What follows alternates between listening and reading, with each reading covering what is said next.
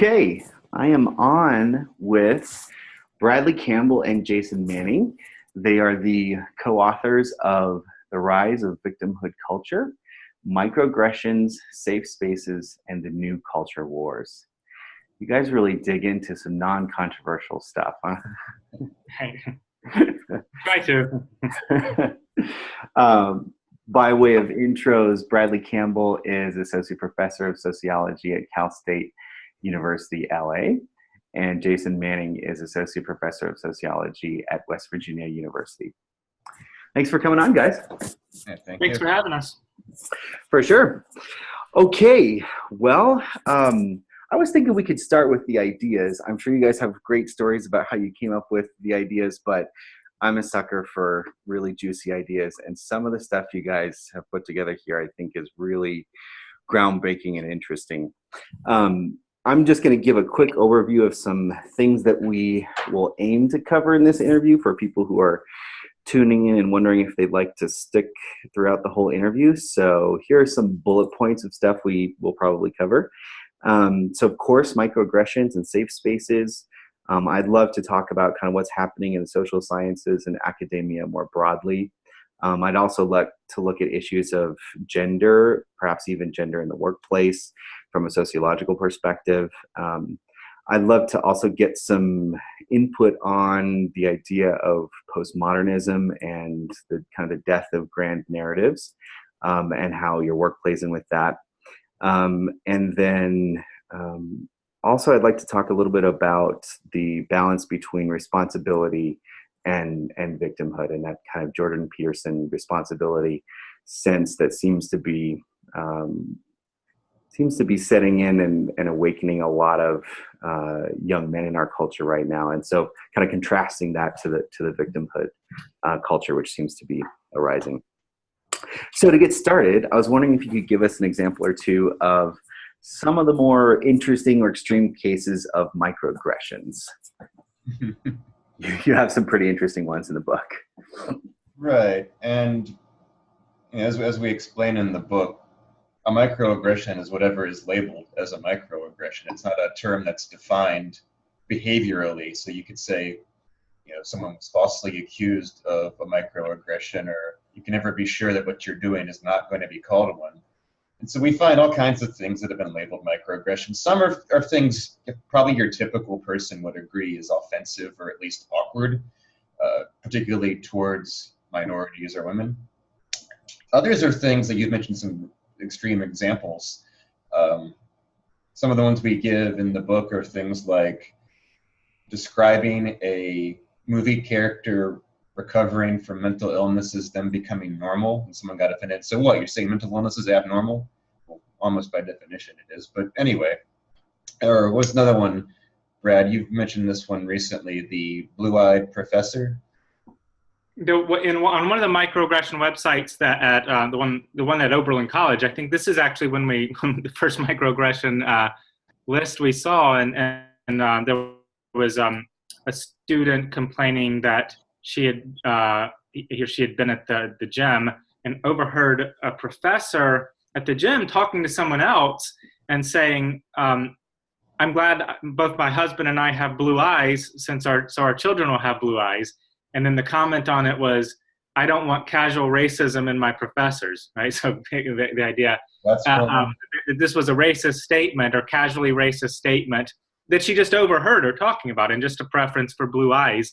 And so it's like, things like that most people wouldn't even think of as being offensive, or wouldn't have thought of until recently as being offensive, are often labeled like microaggressions.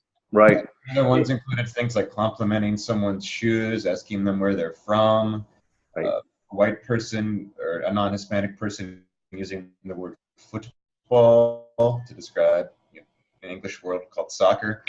And one of my favorite ones, we didn't actually cite it in the book because it had been taken down, so we couldn't find a URL for it, but we saw someone post a microaggression complaint about being catcalled when she was in Latin America, and then someone said that microaggression complaint is itself a microaggression reinforcing stereotypes about Latin Americans. Wow. It's like a microaggression squared. Yeah. So seems to me that there's been a loss of the sense of micro in microaggression. Like people are saying, "Oh, this is a microaggression," but yet it's treated as like a macro. Like this is a big deal that you've done this. How did we get from microaggression to, or I mean, from like a legitimately, oh, that's like a small, micro, tiny thing to, wow, this is actually a really huge and important thing? How do we get there as a society?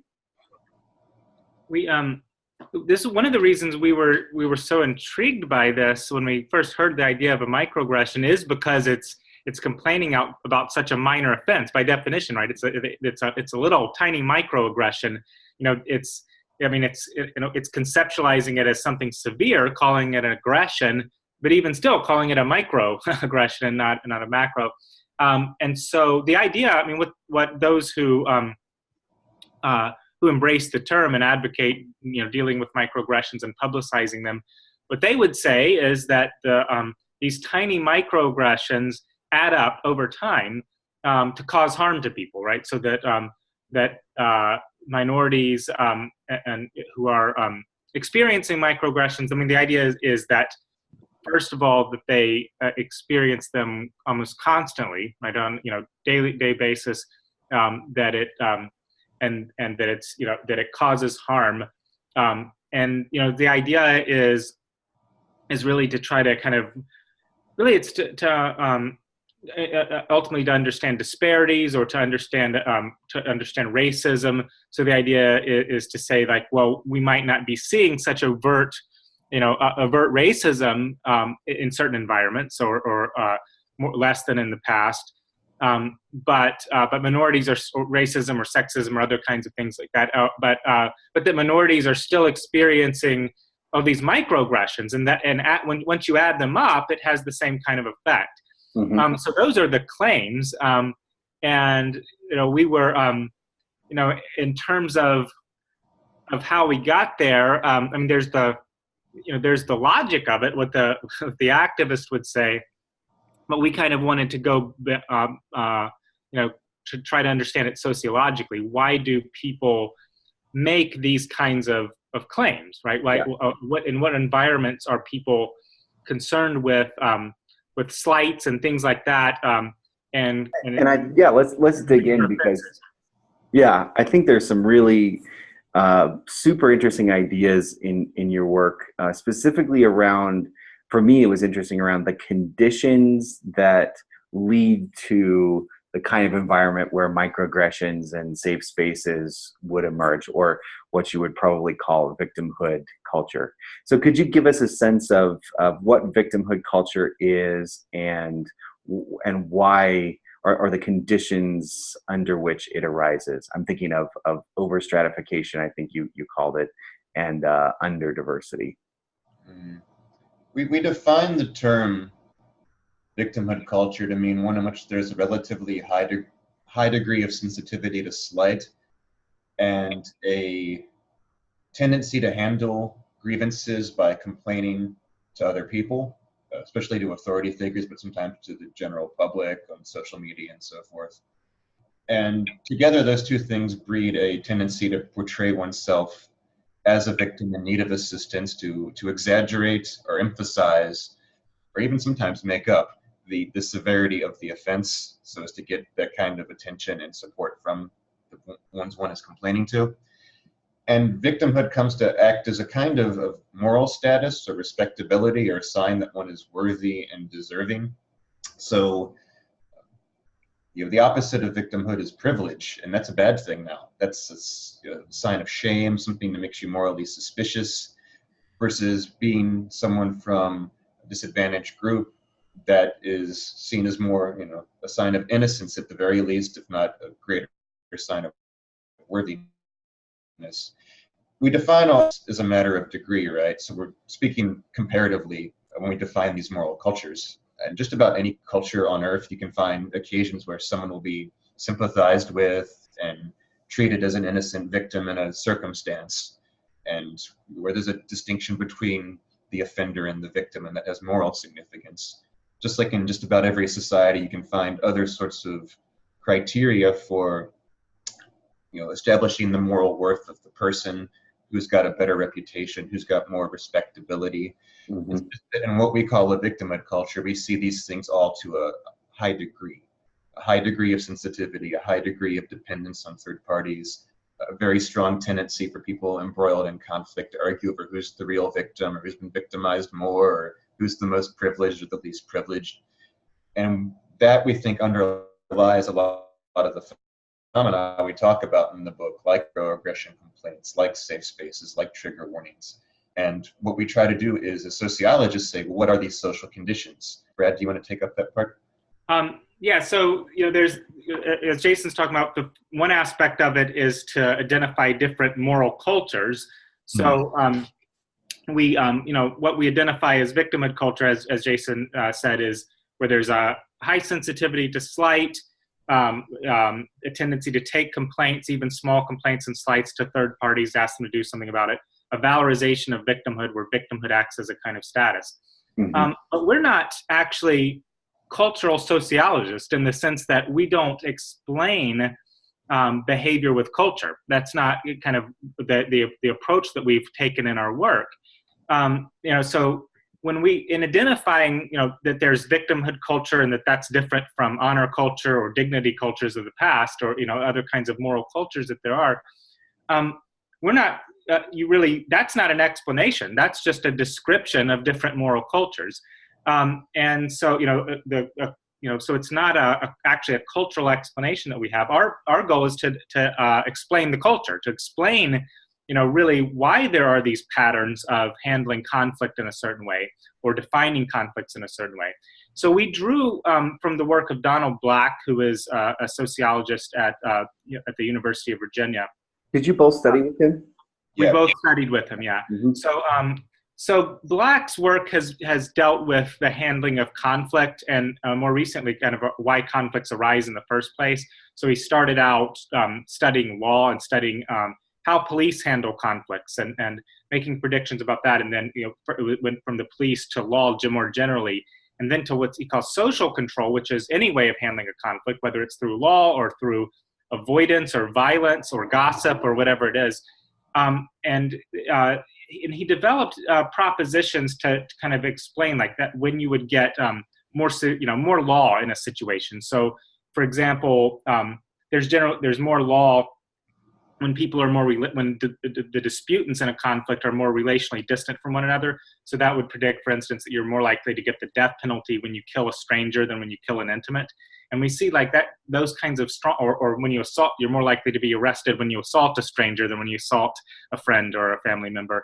And these, and then there are propositions about how stratification, differences, in wealth and other kinds of status affect the handling of legal cases.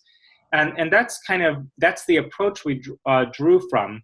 So we're trying to, and then in his more recent work, it was about how changes in what he calls social structure lead to conflict. So the idea would be like for instance, an increase in intimacy would be one thing that causes conflict, like that it can be defined as deviant behavior and causes conflict. So, as an extreme, rape is a drastic an unwanted increase in intimacy, and rape is defined as an incredibly serious offense. And decreases in intimacy could also be offensive, like if you abandon a spouse or leave a relationship. That causes conflict, right? So we're thinking like things that are defined as deviant. Don't keep in touch anymore. What's wrong? But, yeah. Don't keep in touch anymore. I haven't heard from you in months. Or even like with friends, yeah. So we don't talk anymore. What's wrong? Right. And then there were the other two things were increases or decreases in stratification or diversity. And he discussed how those could cause conflict. So you've had intimacy, stratification, diversity. Now, what we drew from, especially to understand this, is what was really a great insight of all this is that you could look at the context in which these occurred affect whether how serious these things will be. So like an increase of intimacy is more offensive when people are generally more distant from one another, right? Or a decrease in intimacy is more offensive when they're close. That's why decreasing intimacy in close relationships cause conflict. Or if we look at stratification or differences in wealth, in societies where there's a lot of equality, or in social settings where there is, for one person to rise above the other is very offensive.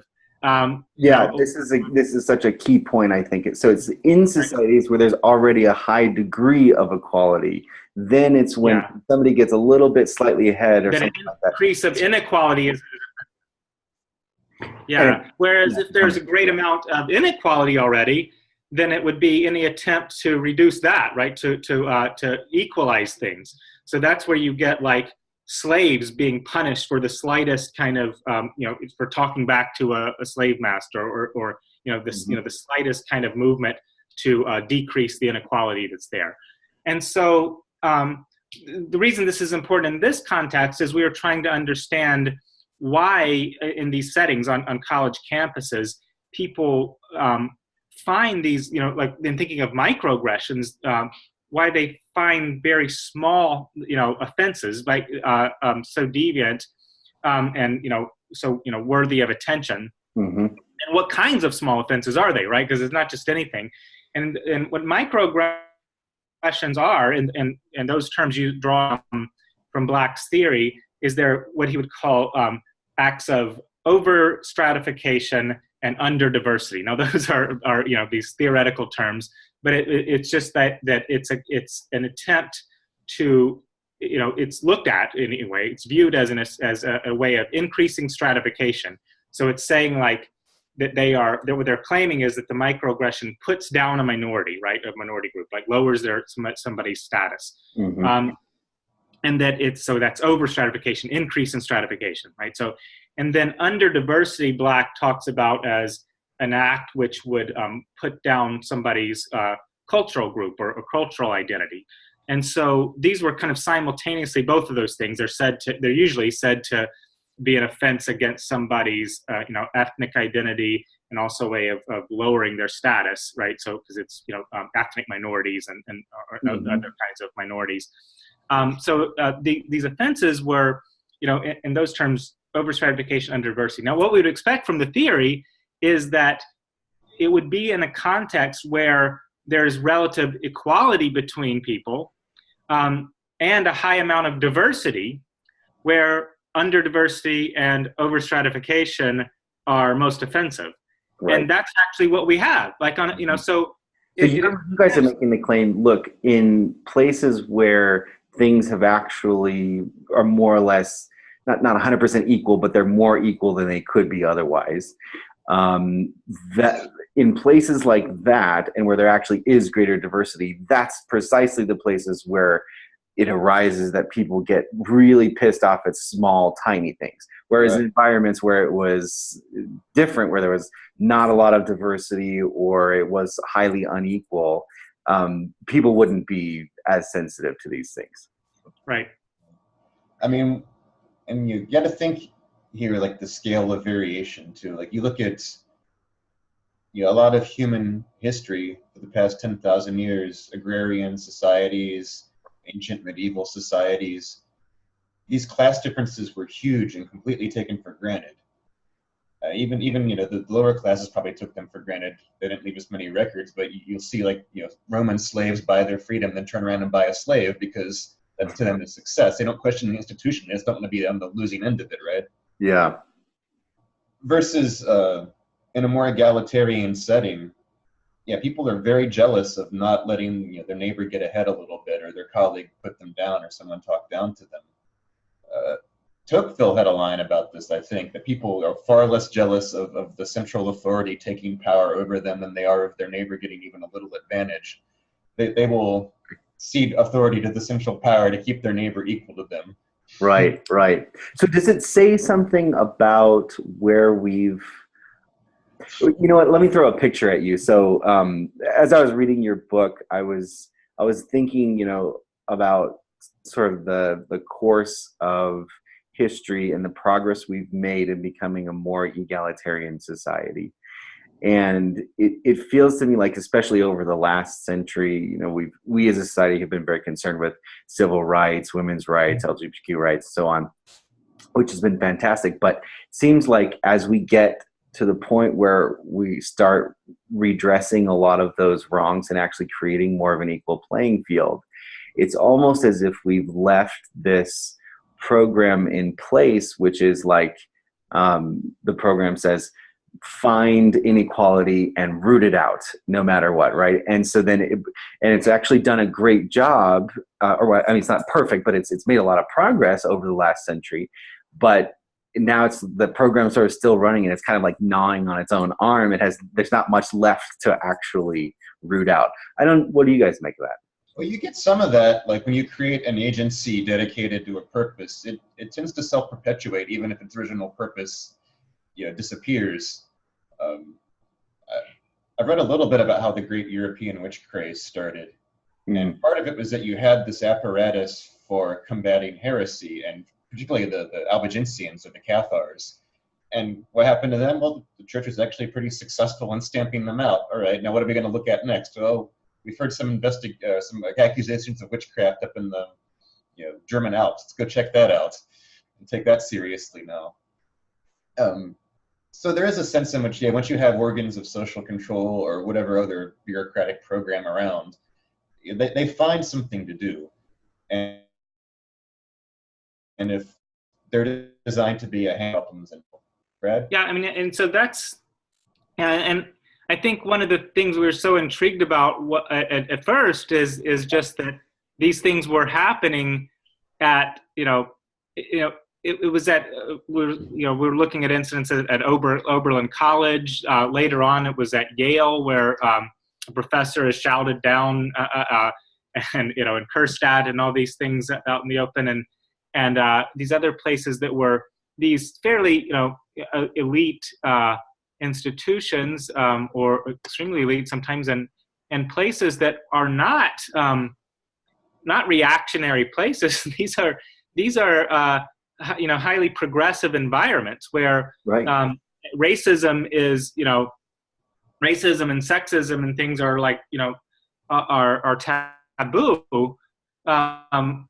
And this is where people were so concerned about racism and sexism, right? So little tiny acts. And so, or it was little tiny acts like microaggressions. The other thing kind of that went along with that was sometimes these hate crime hoaxes, which we were interested in too, where people would make claims of serious, aggressions or whatever they would call them, but serious acts of racism, or more serious, like, vandalizing somebody's car and writing racial slurs on it, or these other kinds of things that would be reported. And the whole campus, at Oberlin, it was reported that there was a Ku Klux Klansman walking around because somebody had cited the person. And these things would sometimes turn out to be hoaxes, like, a racial slur written on a car at one of the Claremont colleges in California by a visiting professor who was giving a talk on anti-racism or something, right? And she vandalized her own car to make herself look like she was the victim of bigots. Right. She vandalized her own car. Yeah. She wrote, so, and then, or in the other case, like in Oberlin, where just people were quick to think that, they saw someone in a bathrobe and they thought, oh, that's a Ku Klux Klansman on campus, right? But we were wondering, it's not just that people make the false claims or make the mistake or whatever, but that people are quick to think that, that's the environment here, right? We have, it's a hotbed of racism here at Oberlin College or at Yale or at Claremont, and it seems so out of sync with the reality, right? Like, at least in comparative terms, like, which is how we usually think of, like, as sociologists, we're comparing one environment to other really existing environments, right? So these are, and so you think of a actually unequal or more racist environment as, I don't know, pick some place in the American South that probably, is more rural or something like that, and you would expect to find a much more unequal racist culture than you would in egalitarian, whatever, Oberlin College.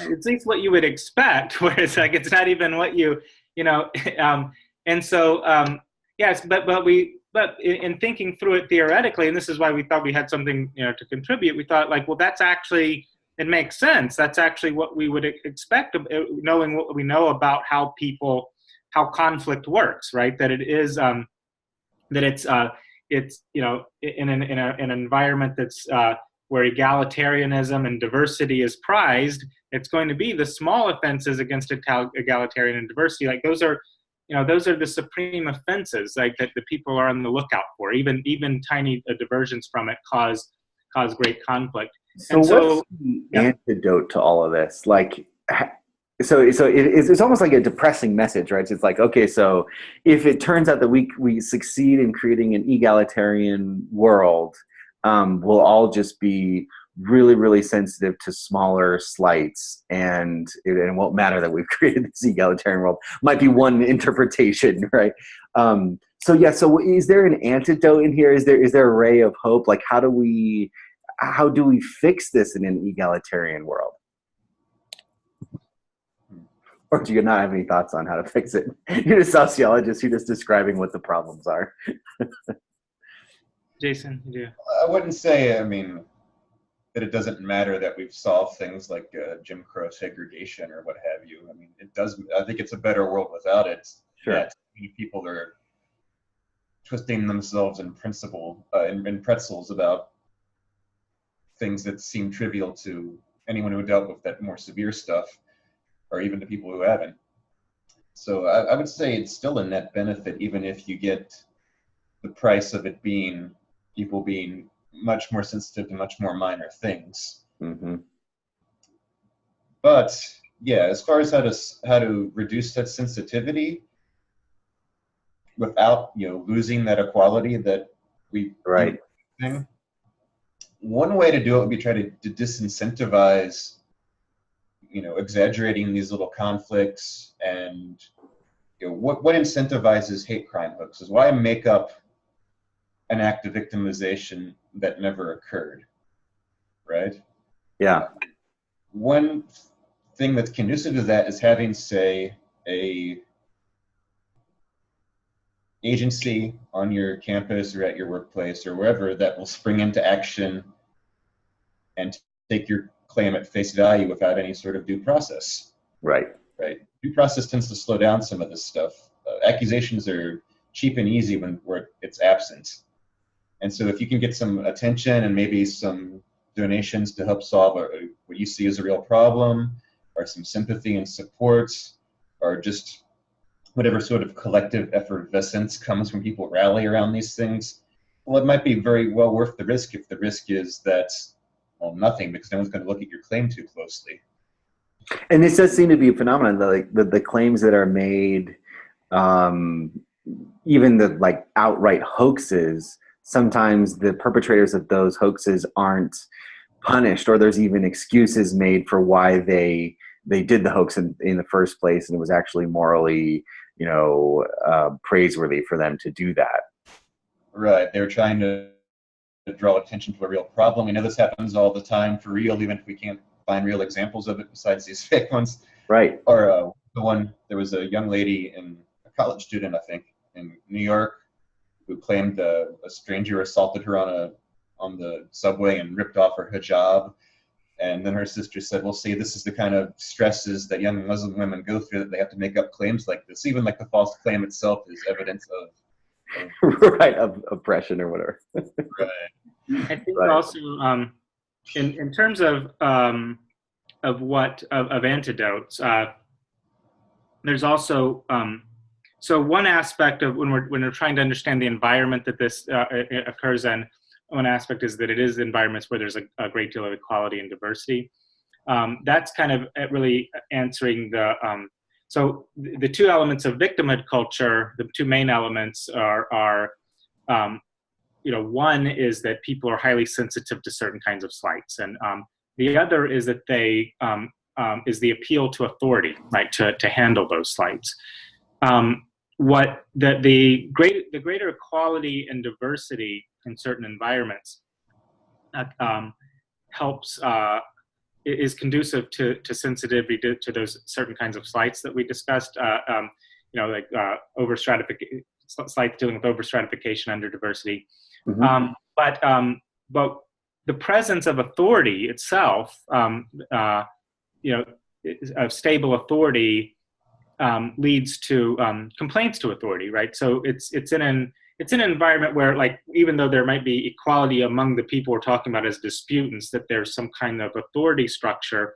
In the wider society, it's the law and the courts, but on college campuses, it's the university administrators, and so one way of dealing with it too is to simply try to undermine, at least undermine the growth of the university administration, if not to reverse it. So, there's been really a proliferation of administrators at universities in the past 20 years or so.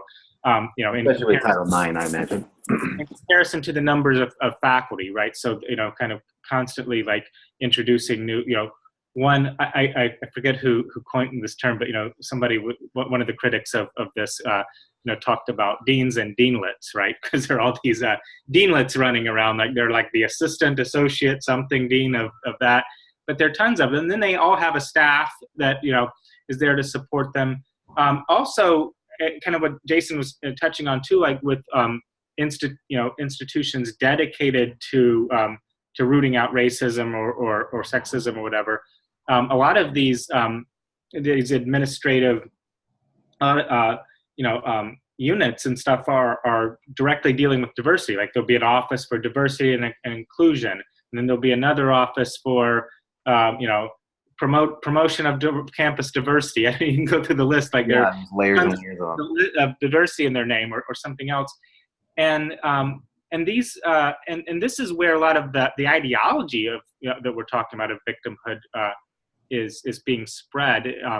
It's it's rooted in the kind of the academic portion of the campus,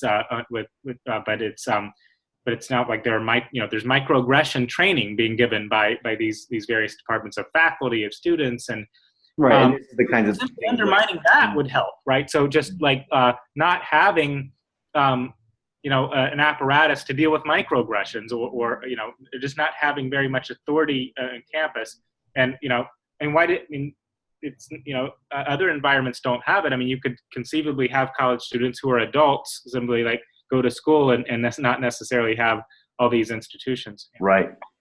How do you think it is? There's so much in there to comment on or think about, but how do you think it is that we've gotten to the point where our new generation of academics seems to be so coddled? I'm thinking of the term, the coddling of the American mind, but how have we gotten here where I don't want to speak out of turn and say where feelings are so important, but it does feel like something like that. Yeah, how did we get here?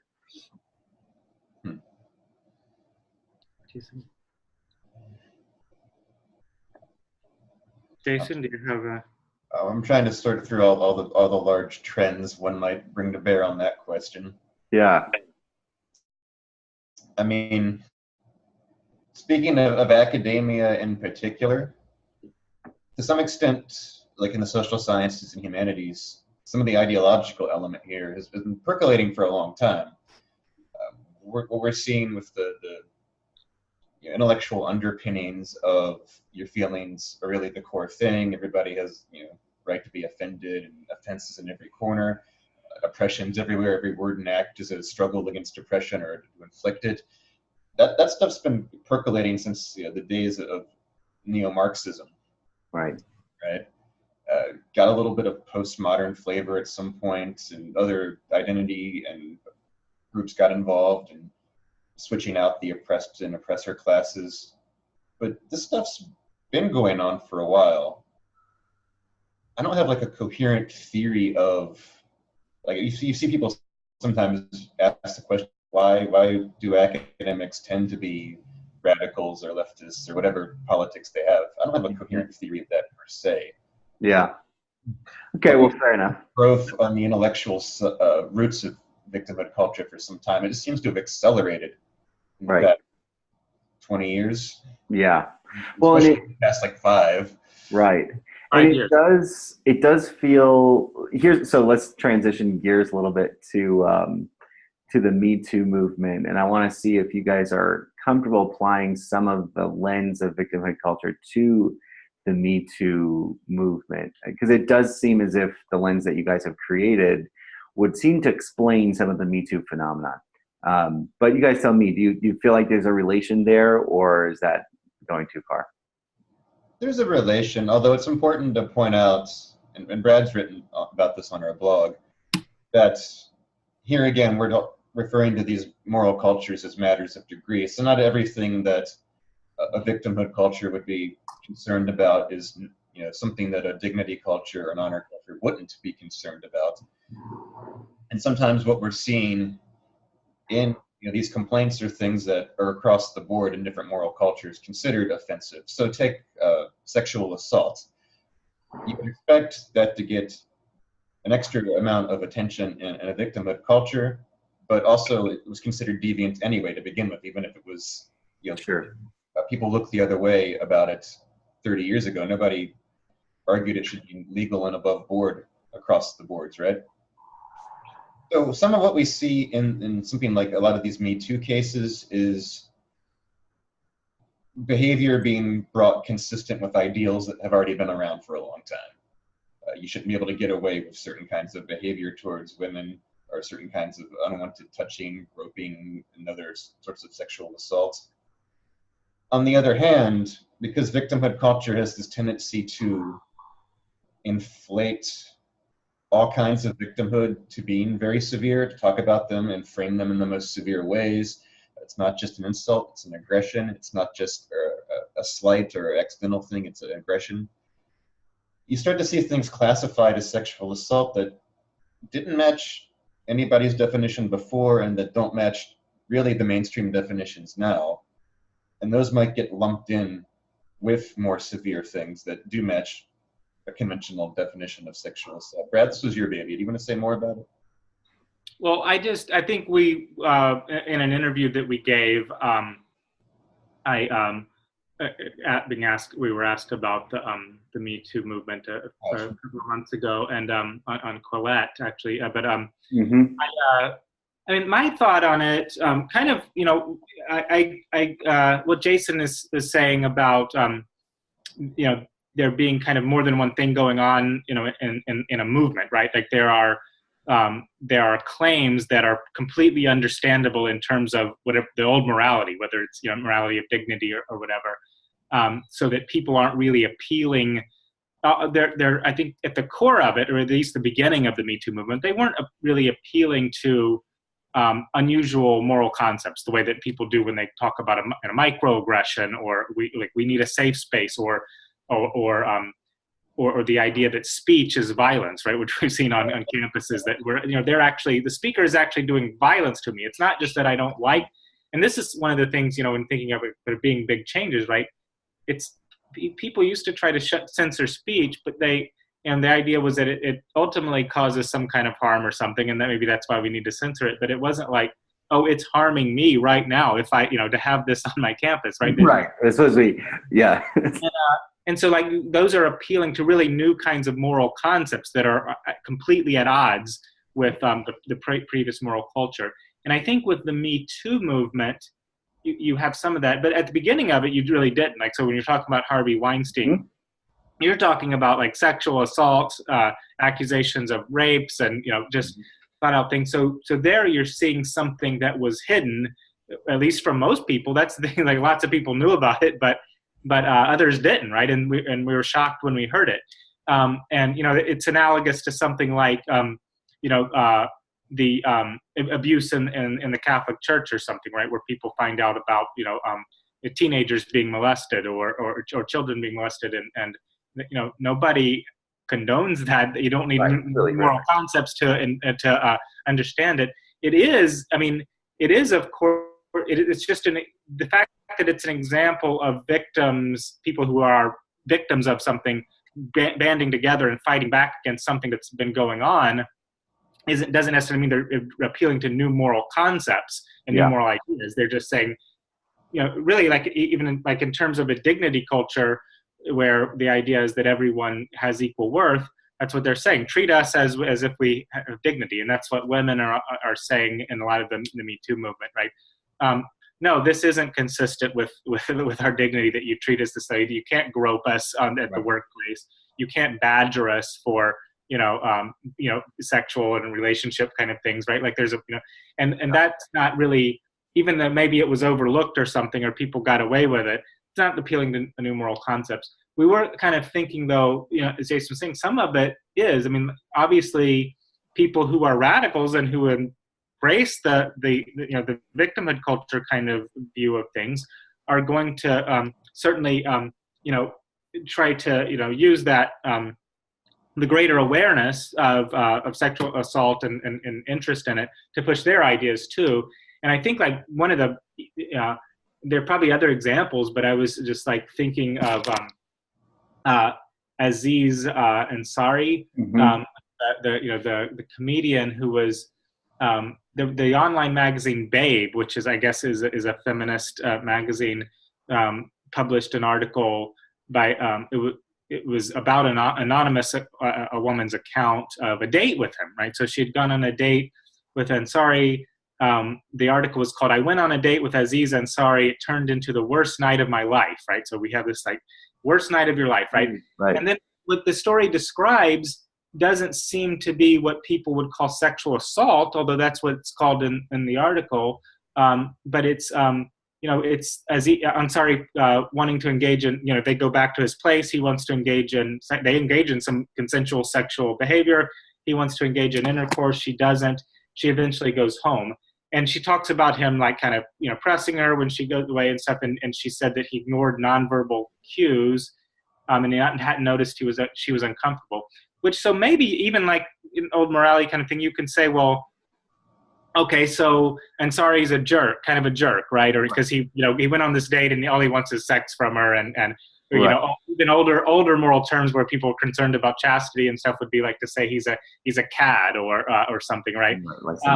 But this is like, it's defined as sexual assault. So you see that element of it, and that kind of goes into something we were really interested in too, in other environments too, is to what extent do people take like moral reactions that really can be comprehensible in other terms and then redefine them into some kind of oppression and victimhood framework, as if we thought of it as moral emaciation, where the only real like morality to them almost always just means oppression and victimhood, right? Like it's not right. That's the line.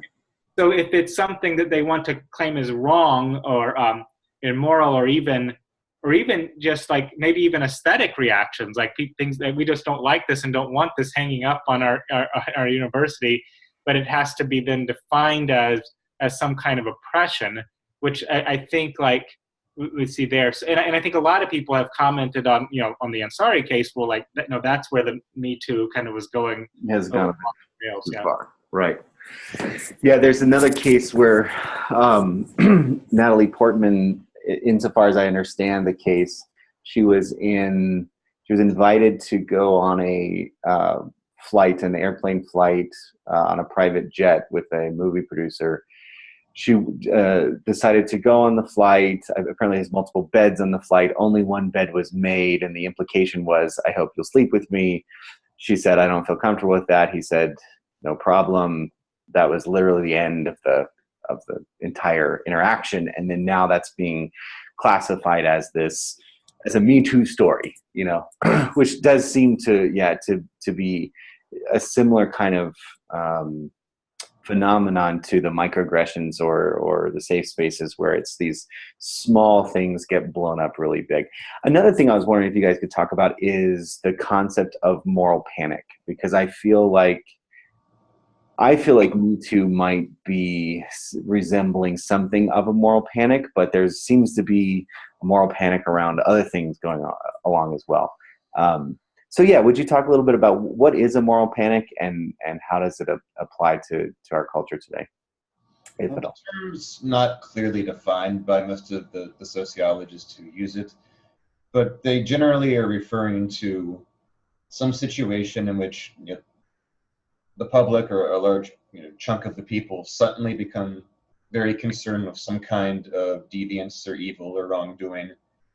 And there is an atmosphere of almost fevered intensity during which people are really prepared to believe accusations that might be false or exaggerated, or even true stories, but think they're way more typical than they are. And so the problem is seen as being much more widespread than it is, and there's a kind of credulity towards even extreme solutions to the problem. Usually people talk about this concept just by way of giving examples. So they talk about things like the Satanic Panic of the 80s and early 90s, where people were worried about playing records backwards and you'd hear satanic messages, and there's satanic abuse cults all over the country, and we have the FBI isn't looking at any, but we know we're out there. And or things like scares over the influence of comic books and rock and roll on the youth, right? Video games, burnings of Elvis records and stuff like that, or the Red Scare. I mean, there really were communist spies, but they weren't lurking in every corner like the height of the panic seemed to imply, and yet a lot of false accusations and exaggerated things there. Right. So a sense of sudden moral concern that's often leading people to empirically exaggerated ideas about the threat, and often coupled with some excesses of social control, false accusations and convictions, and a lot of credulity towards accusations. Yeah. I think that's a pretty good description, Bradley. Yeah, and we were, and so we talked in the book about about moral panics generally, and kind of recent moral, like kind of many moral panics. Sometimes they talk about it as like the whole society. So there's the Red Scare or something, but you can also think of like a moral panic going on a smaller scale, like at a campus or something. So that's it's almost what goes on at a smaller level, like with some of these hate crime hoaxes, like we were talking about, or where or like at Oberlin, where they thought there was a Ku Klux Klansman lurking, and like there had actually been a series of there was graffiti, like with racial slurs and stuff on the campus. So they had kind of building, but that's the kind of the environment was, there's racism everywhere, and this is happening. And then we talked about the Duke Lacrosse case with lacrosse players were accused of a rape that never happened. It was a false accusation, but things kind of went crazy at Duke and in Durham during that time. And went wild. Can you explain a little bit of what went on there? Because I think it's just a mind-blowing case. Well, there was a group of professors. I think 88. It was like the gang of 88. I think it was 88. Right? That's the number, but it was a number like that. Who put out this statement. Really saying that saying like whatever happened was bad, and the players need to come forward, and all this kind of stuff. So this is before anybody had been charged with anything. Right. There's no due process. It was days after the thing had happened, and they're saying like the cross players are guilty of something, and they need to come forward and talk. And the idea was that they were being silent, and these are people who are some of whom are accused of a very serious crime, which we now know never happened. Like that. Right. It was a rape, right, or it's like some kind of sexual assault. There was what's that? The accusation was a rape, right? Or was it? The accusation was a gang rape. A gang rape. This is right. Right. There was a stripper. There was a stripper at a party, like off campus, at where lacrosse players lived. It was like a party for the lacrosse team, and there were two strippers there, and this this woman afterwards then claimed said she had been raped by 3 of the lacrosse players in the bathroom at the party. So like this serious gang rape, and she was black, and the lacrosse players were almost all white, and all of the it was the accused people. And then they so it had and there are racial tensions in Durham because there's a large black population. There's the Duke campus, and so what ended up happening was it was inflamed by the prosecutor in the case. It was the district attorney, the acting district attorney, Mike Fong. And so, but then on campus, there was, there were the protesters. They were lined up. They were banging pots and pans, which was supposed like a symbol of women protesting rape or the actions of men, and saying all kinds of things, about the lacrosse players and these. So it was just really this atmosphere of hysteria, and months later, it was like the prosecutor on the case had ended up being replaced and disbarred. I think the charges brought against because he was, he had gone falsified or hidden evidence that was exculpatory. Right. So it was just on campus and off. It was really like an atmosphere of moral panic, where people were very quick to believe that this was entirely true, even when the story didn't add up. Right, even when the players who were accused had other the times didn't match up. Some of the players that were accused had kind of alibis. Alibis, right? Yeah. And then there was the other main case we talked about was the University of Virginia rape hoax, where which was in Rolling Stone. Rolling Stone published this story, a rape on campus, largely dealing with this another gang rape that was supposed to have happened at the University of Virginia, which we now know didn't occur, and so it's and then again, like a similar kind of atmosphere where people were going to the fraternity. It was supposed to be men at a fraternity party, and this particular fraternity, they attacked their house, broke the windows. They had to, they fled and were off campus. Yeah. And it's just all that over a rape that didn't happen. And when we have so there are mechanisms to deal with it, criminal justice and so on. So right. That's the kind of some of the stuff we were talking about, and connecting that. Again, the connection to victimhood culture. It's not that those were accusations of microaggression. So it's not bringing in a new term.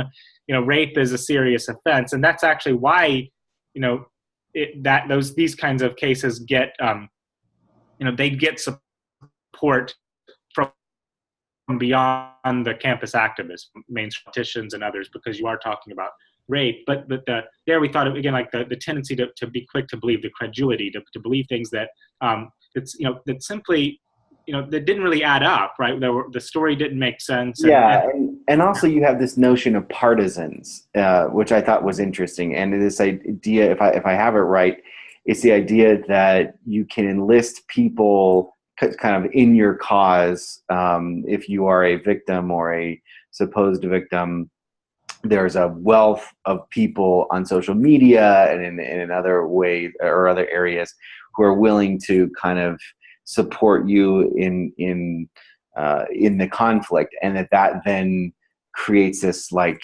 explosion of people who are becoming these third-party partisans and also getting involved in the conflict, even when no due process has taken place. Twitter, to me, seems to be like the best example. Twitter is really conducive to that sort of thing. It's funny because traditionally, like in human history, partisanship was more often a function of close ties. Like people get in a conflict, they get the members of their kin group, their clan, their village, whoever, those who takes their side. And that tends to produce a certain pattern of partisanship. Very strong, very uncompromising. This is what gives you blood feuds and lynch mobs and things like that. What we see in the modern world with social media is you have much weaker partisanship because people aren't your family, they aren't your friends. They're often just strangers who maybe share some group affiliation with you, ethnicity, religion, gender, whatever, or maybe just being good people with good politics. And a lot of the times their acts of partisanship are super trivial individually. They retweet something, or they add a comment, or some very minor, unrisky action. And yet, because we're so wired to this mass of people, these things can go viral. And this mass of small actions can wind up having a big impact. It's hard to predict when it does, like anything else, like what record's going to be a hit, what complaint on Twitter is going to go viral. But you see things like people just getting harassed and getting lots of hate mail, or getting, becoming an embarrassment for their job, and their boss fires them because of those unwanted social media attention. Right. So, yeah, the online mob, while generally less violent than the old-fashioned mob, is almost an authority figure in its own right in some cases. Something people can, if not reliably depend on, at least know that they throw it out there. Yeah, at least they'll get some validation from like-minded people who say, you go, I'm in your corner, what an asshole, you're in the right. Right. And at most, you could totally shame an enemy and cause a lot of trouble for them. I mean, huge amounts of trouble. You could get them, right, like to lose their job, like you're saying, or their livelihood in general, put a kind of black mark on their career. I mean, yeah, it's wild what you can do even before due process has been executed. So let's step back for a second from the mechanics of victimhood culture and kind of look at a few different things going on in the culture that I'd like to get your guys' take on. I know that the victimhood culture stuff came out of a study of an understanding of how conflict works. And one of the interesting things I think that Jordan Peterson has been talking about is how how gender in the workplace has changed recently, in particular with regard to conflict.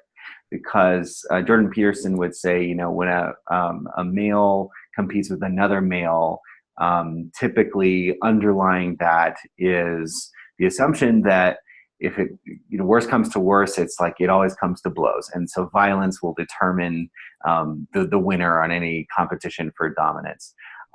Whereas with women entering the workplace en masse after World War II, there's obviously not that same natural tendency. Most males aren't going to resort to violence to try and compete with a female. And he says that is so fundamentally different that it's yet to be determined how men and women will interact in the workplace and compete for or compete on a hierarchy. So I was wondering, do you guys have any thoughts on Jordan Peterson's thoughts there? Does that seem like he's headed in the right direction? Do you feel like that's off, or just in general, any thoughts on where we're at with gender in the workplace in terms of conflict?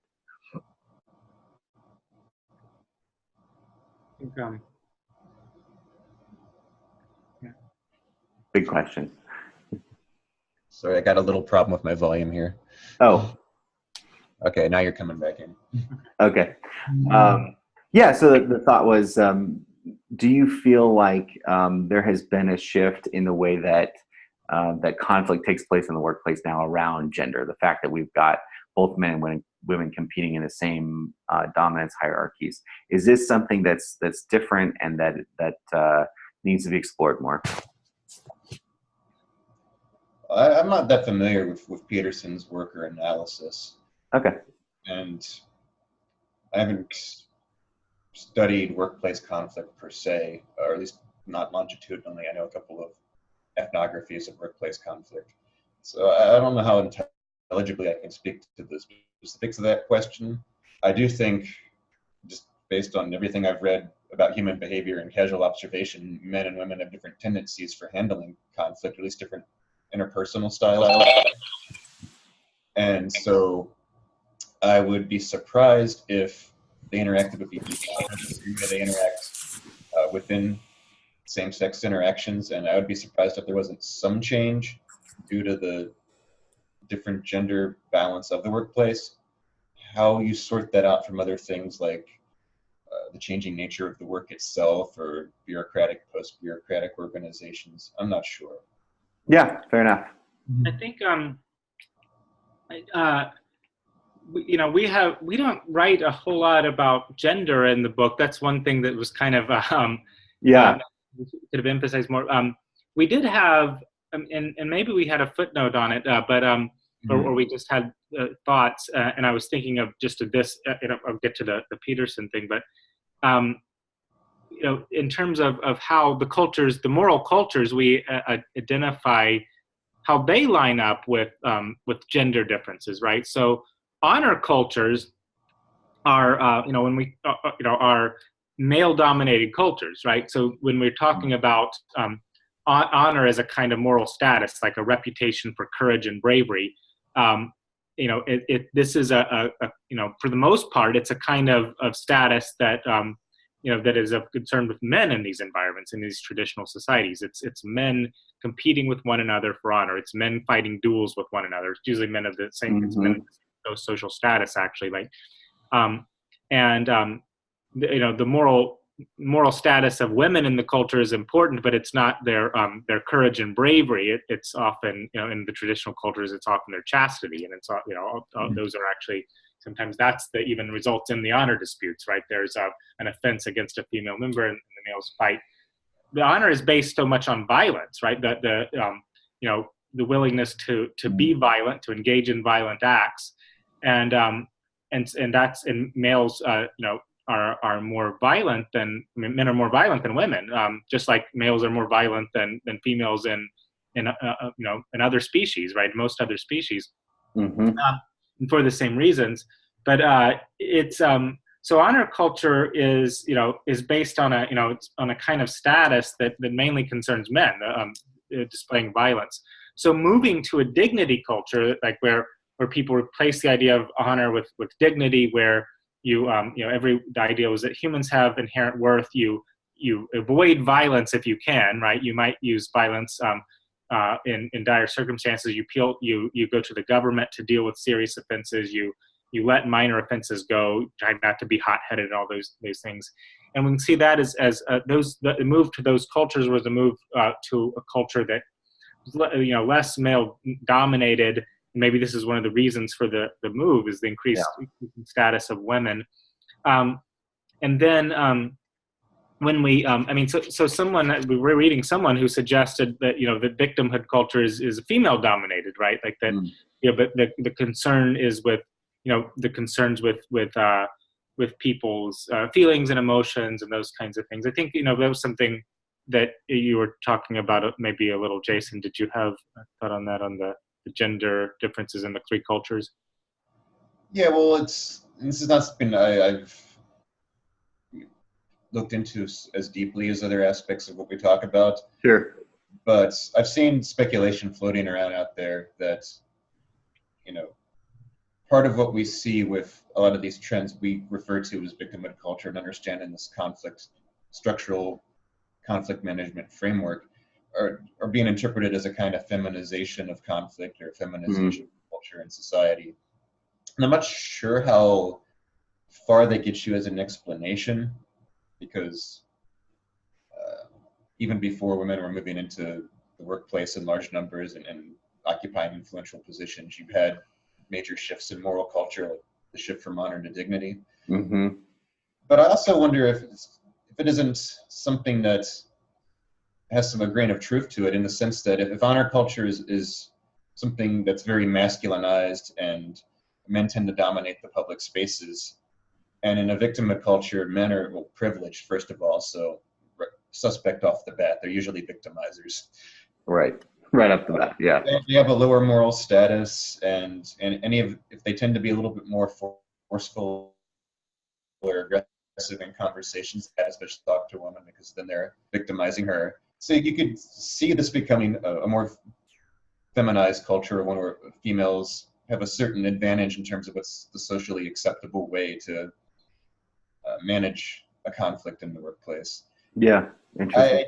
We didn't stake out a very strong position on this in the book, because it's only so much you can study in depth, and I don't like to talk too much about things I don't know. Sure, yeah. Sort of fear of speaking outside of my expertise. I get it. An idea worth studying. Yeah, and also it's worth studying. Examples.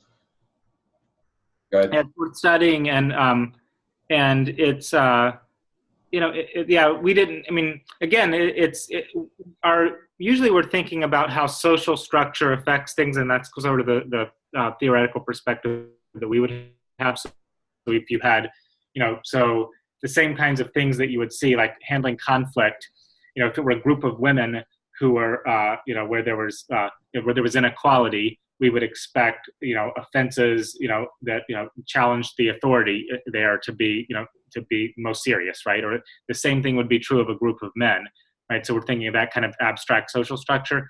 Now, it is true, though, that there are differences between men and women that persist across structures, right? So we don't deny that. So it's not, so we're not, it wouldn't be that we don't think it's important, but again, maybe not as much our expertise. Sure. But I think I wanted to talk about the Peterson statement, because I remember, because I read that and it got a lot of attention. It got a lot of attention because a lot of people thought this was, talked about this as something really horrible that he had said, right? Like this was, I mean, I saw people commenting on Twitter and stuff, and this is one of the things that's sometimes brought up by people who, often people I like a lot, and I'm actually sometimes surprised at some of the hostility toward Peterson by people. And this was one of the things that he had said this thing about, what is it, like that, when I'm talking to a man, there's always the possibility of violence, right? And there's not that possibility when because I'm not going to use violence, against a woman. So the conversation goes differently, or however he said it. I didn't think it was the, I didn't think it was the most sensible thing I've heard him say. I just, I'm just again surprised. Like my reaction to things that I think are probably not correct isn't usually to be horrified or something by them, right? Like people have to think, and I think interesting people, will have some bizarre ideas, right? Like so, Sure. And I think that's the case with Peterson. I mean, I read his 12 Rules book, and I mean, I don't know. So I wouldn't say like I'm that familiar with his academic work and stuff. I've read the 12 Rules book, and I see him on Twitter and stuff, in public eye. And he's a very, he's an interesting person. Like I think like to, not just in terms of the controversies, right, over free speech and things like that, but just he's a serious person with ideas who's trying to grapple with the world. Well, and one of the things and one of the things I think that he's really latched onto that's resonated with his audience is this notion of personal responsibility, and really emphasizing how it isn't just that it's your duty to take responsibility, it's that the course of history, the course of the human race depends on you, cleaning your room. It's not right, as he's famous for saying. I think I was going to say too, like the men and women thing. I mean, my problem with it mainly was I don't think that it's actually that correct. I don't. There are differences between the men and women, but I think like violence has been is variable across societies, right? So that if you work in an honor culture, violence is a part of the lives of men, right? And something like, big differences between the way men and women interact might be based on whether violence is likely or not. But once you've moved into, if you're talking about men, like in professional environments in the workplace, we're not even talking about working class men. No, I don't think that men envision the possibility of personal violence if one of them offends the other. Like that's not. If you and I disagree, I'm probably not going to have a duel with you. Yeah, it's not. It's just not on the plate. So I just don't. If there's something there, I think he's greatly exaggerating that difference. Which so I don't think. Again, I don't think maybe that's the most useful idea. But the general, the idea of investigating like the relations between men and women seriously and trying to understand them and really, and it's true that it is a drastic change in the workplace. Mm-hmm. It's happened it's been a while now. I mean, decades, but it's but that's going to bring differences in how people interact. I think that's certainly true. Mm-hmm. Right. If you take the possibility, I'm not familiar with Peterson really, other than by osmosis. But just listening to your discussion, if you take the idea of the possibility of violence thing as a literal statement, it seems kind of silly because, like we were just saying, no one's fighting duels. And right.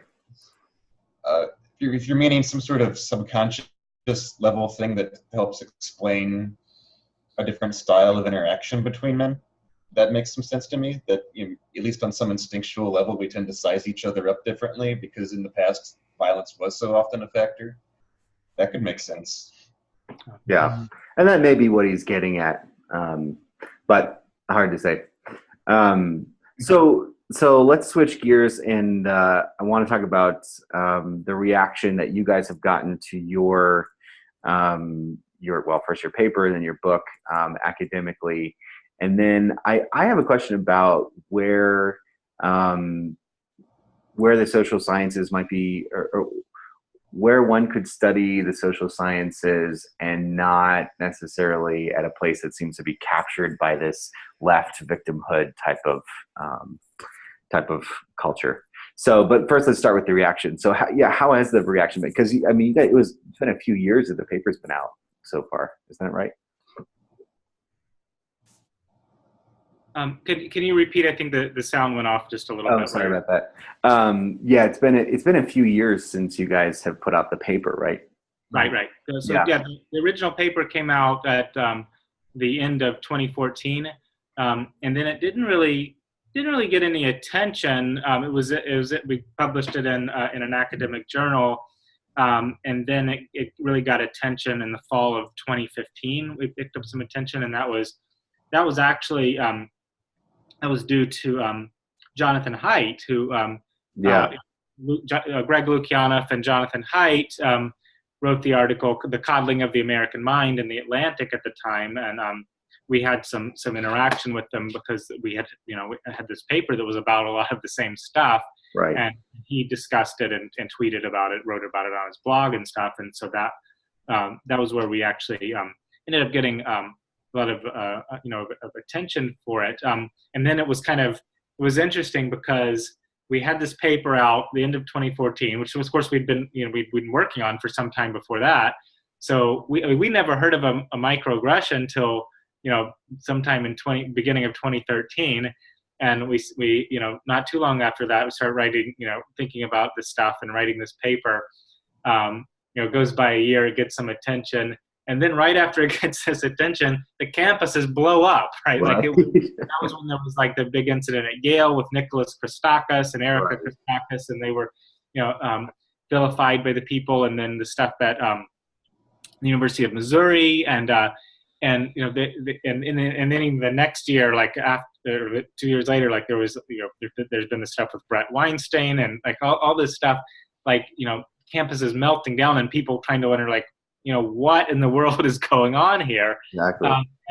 So it's kind of interesting that, I mean, it surprised us. I mean, we almost predicted it and it still surprised us, right? We didn't expect it to move that fast. That's right.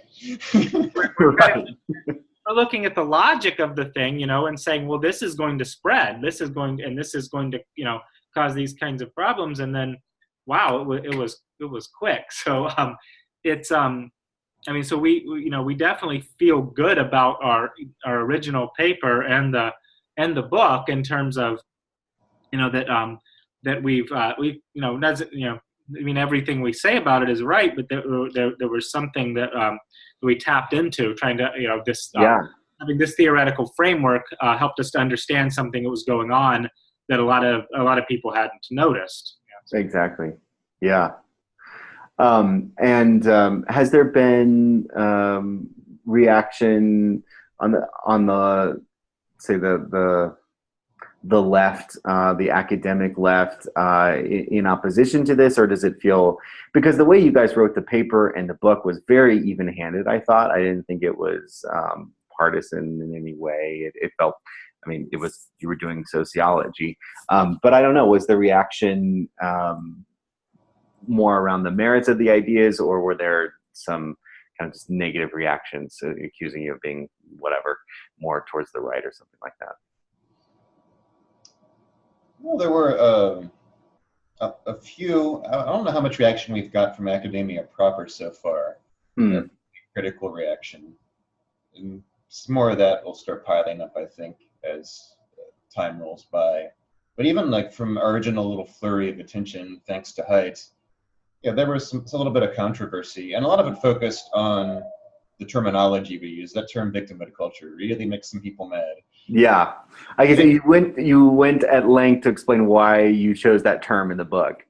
Yeah, I stand by it. I mean, we have reasons for using it, and it makes sense in the comparative context.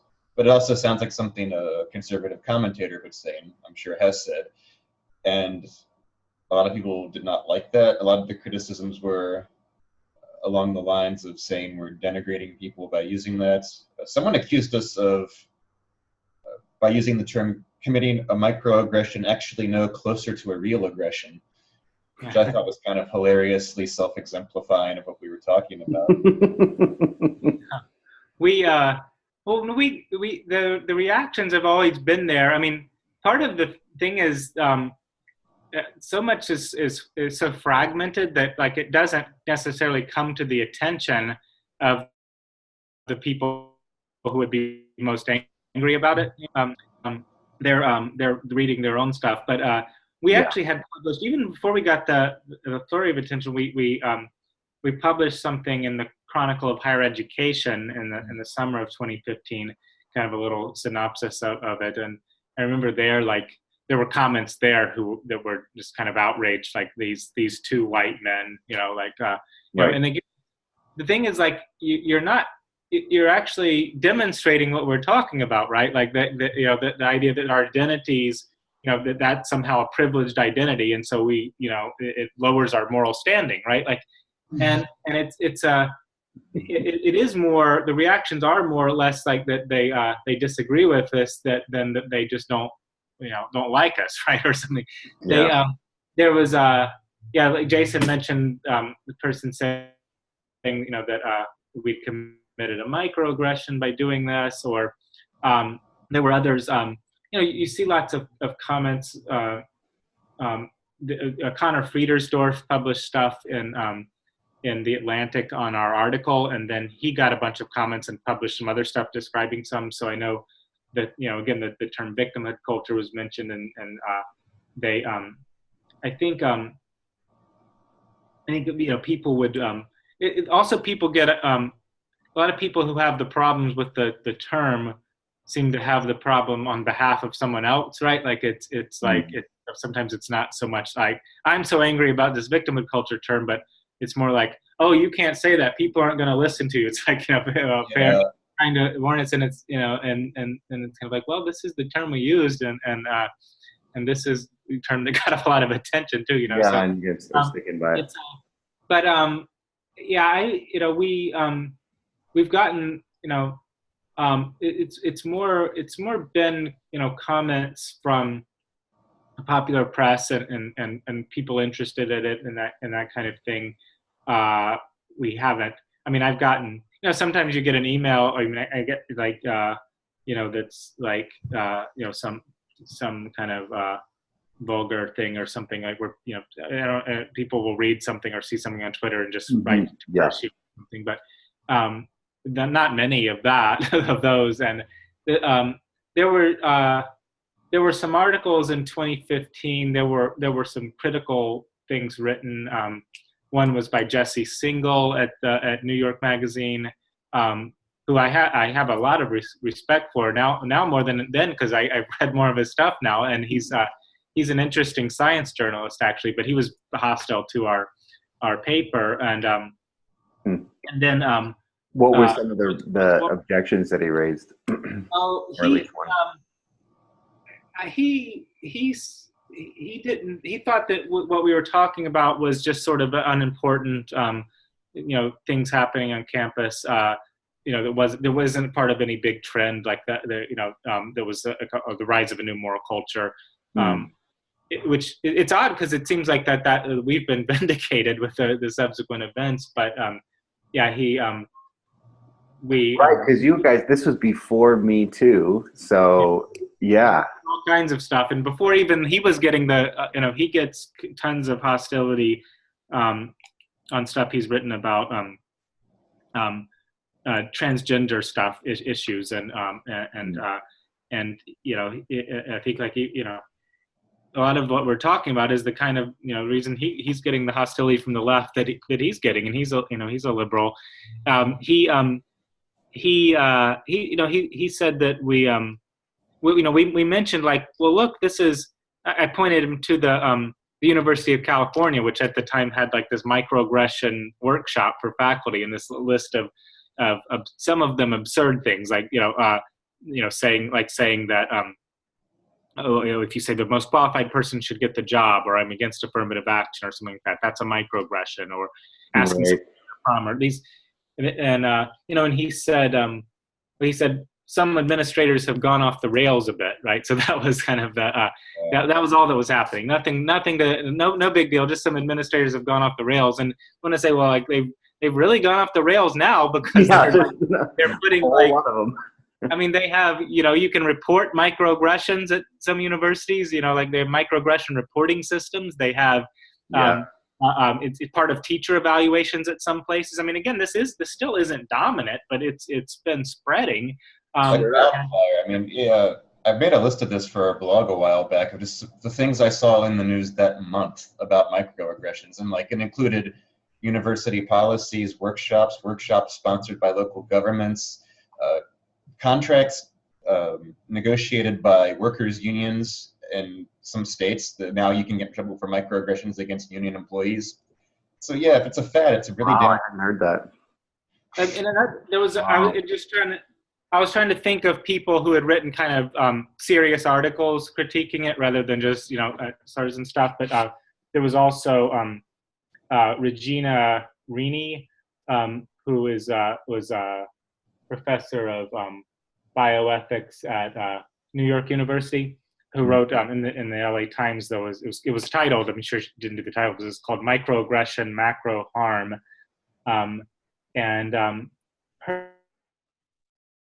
Her kind of summary that said there was a serious problem, again, with the culture of victimhood label. And she said that our history is the history of the dominant moral culture. But, if you were a woman in medieval Europe, you weren't expected or permitted to respond to insults with aggression. And then she goes on kind of talking about these other things. And she says, our culture of dignity. And then she says, people of color, women, gay people, immigrants, none could rely on authorities to respond fairly to reports of mistreatment, right? So we talked about people in cultures of dignity responding to authorities. So the culture of honor and dignity left people with no recognized way of responding to moral mistreatment, but they didn't stay quiet. And she goes on, the new culture of victimhood is not new, and it's not about victimhood. It's a culture of solidarity, and it's always been with us, an underground moral culture of the disempowered. It would be like, she says, like, until recently, marginalized people were relying on word of mouth and all this stuff. Now they have social media. So she's kind of, what I can understand then is it's just saying, like, it's not a new culture that there hasn't been this moral change. What we're talking about is people who were powerless and had no voice now have a voice to express the grievances they always had. Right, and they're roping in those partisans, and so it's a culture of solidarity, not a culture of victimhood. Which is funny because I was reading in your book, somebody said that the term solidarity was itself a microaggression. I can't remember why. That was one of the complaints in Oberlin. Yeah. Yeah, exactly. Well, I just have one last kind of question, which is, I alluded to it earlier, which is, so how is, for somebody who wants to study the social sciences and kind of get involved more from an academic level, where are the schools that great research is coming out of that isn't sort of been captured by the kind of the postmodern left? What academic environments are sort of thriving that are a little bit more towards the right, I would say, in the social sciences? Oh, are there any? And I think, it's a problem. I think if so in sociology, which is the discipline that we know best, sociologists are certainly overwhelmingly on the left, but the field is rather fragmented, and it's not simply the case that everyone does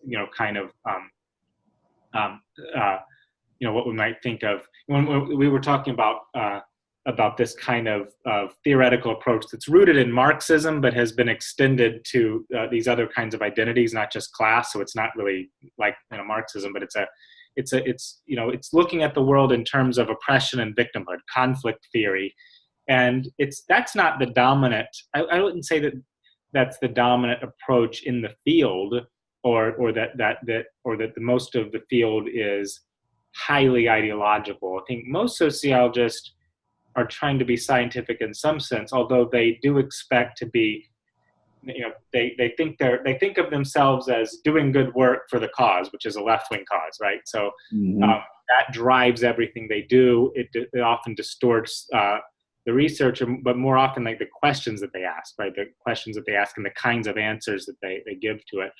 So there's a problem with the research. It's not necessarily, though, that there's somehow like, hostility toward people with other approaches everywhere and always. It's fragmented, I think, and there are conservatives in the field doing work, and or people who aren't on the far left, people just doing ordinary sociology. I think it would be difficult. I think it's becoming more and more difficult if you had for a student to navigate that, right? And I suppose they could still, like somebody who who's coming out of getting an undergraduate degree, could finding the right grad program would be like finding the right person to work with. And I'm not going to name people, but you have to if you can find the professor to work with, then that would be thing to do. But it's more and more the people who are attracted to the field. And again, this is really self-selection. It's not it's because people complain about it. I hear people at sort of top grad programs, who are professors there, complaining about the applications they get. Everybody wants to be like what people might call social justice warriors, right? Exactly. Right. Yeah. That's the view, and that's the kind of application they write. And people are, and I think like at a lot of programs, people are kind of like, no, well, what, a lot of sociologists are interested in complex statistical modeling and things like that. People in the field, and they're kind of like taken aback by just this extreme ideological perspective that the students going into the field have. So I think it would be harder than for somebody who's not into that, especially to somebody who's not even sympathetic to it. Not just like you don't do it, but I'm sympathetic to it. It becomes it becomes tiring, kind of to always be bombarded. People will get up and talk about. I never heard of a microaggression until a few years ago, and now it's something people talk about and it's not, again, something that has no kind of actual research backing. And talk about it as if it's a standard concept in sociology that we use. I think other disciplines, and what the evidence is other disciplines aren't quite as as skewed to the left. I think people, it's not like in political science. There's more of a balance. So I think like one thing I don't know as much about the field, but that people could maybe it does seem more balanced. But getting viewpoint diversity in the social sciences, specifically in sociology, seems difficult to do. So that's, I wanted to ask specifically, like, are there any schools that seem to be pretty engaged in that? But it sounds like maybe not. Maybe it's more a matter of. I don't know. Ethan has anything to add. Oh, I'm going to add more pessimism, but I was thinking about this earlier based on some conversations. I've heard a couple sociologists or heard of sociologists say things like, like one example was someone who noticed she's a gender scholar who noticed that her baby boy acted in a boyish way sort of naturally without her encouraging it. And this just destroyed her, led to an identity crisis. Am I really a sociologist if I refers? And I just found that interesting that so many people in the field, not so many, at least some people in the field, right, have a conception of, it's not just this thing I study, but it's this package of identity and belief. Or, this is the things you believe if you're a sociologist.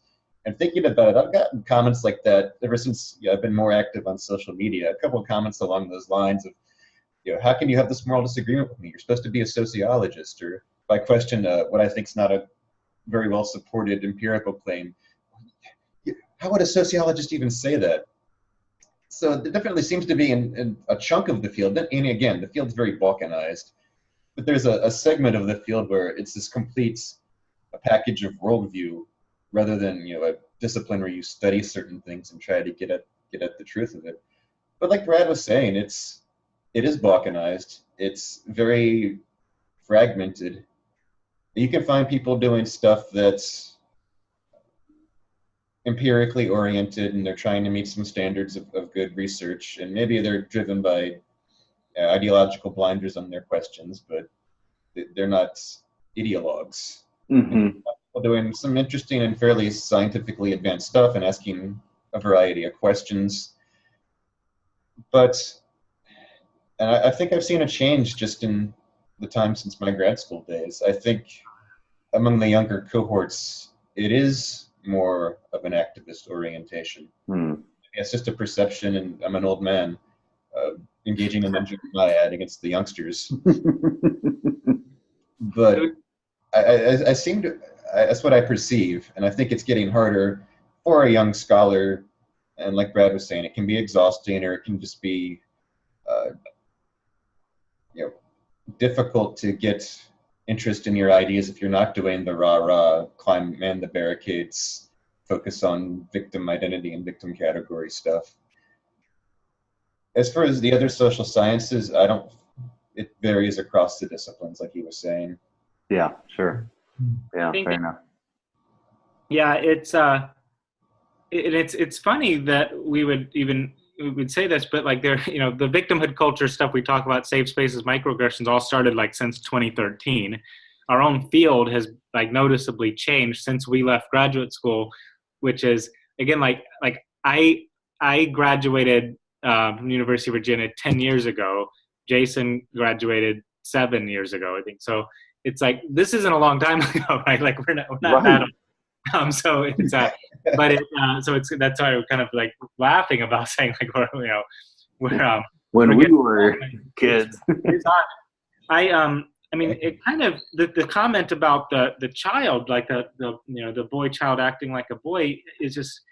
I mean, just think of how absurd it is. Like if you take the idea that sociology is supposed to be a social science, right? Like that this would somehow negate other sciences or something. It'd be like it would be like biologists saying like, I don't believe in physics or something, right? Like that's not the way sciences work together. But this is the idea people have, is that if you are a sociologist, then somehow like you reject any kind of biological perspective on human behavior, or that's just one example of something I've thought about, that ideally with social science, you ought to at least like have some better understanding of human behavior than the average person, or what are you doing, right? And it seems to be that sociologists, or like many of the sociologists we know, have a poorer understanding of human behavior than just the average person, right? Like just, somebody who has studied nothing, right? They wouldn't, I mean, even about things, so about things like that, about, male-female differences, but about things like, the rape hoaxes and stuff. I mean, they often believe things that seem, absurd, right? Like that, I mean, those, things that don't add up, or they'll say like, well, no, we should always believe people claiming, a rape because they don't lie. And, it's just like, there's almost a naivety there, like where people, believe, really, really crazy things about the world because they're sociologists, but it's not really because they're sociologists. It's really because their sociology is simply left-wing ideology. It's not social science at all. Right. Well, it has been an incredibly interesting conversation. Thank you so much, both of you, for coming on. I really appreciate it. Oh, thanks for having us. It was great. Mm-hmm. Yeah. All right. Cheers. Thanks.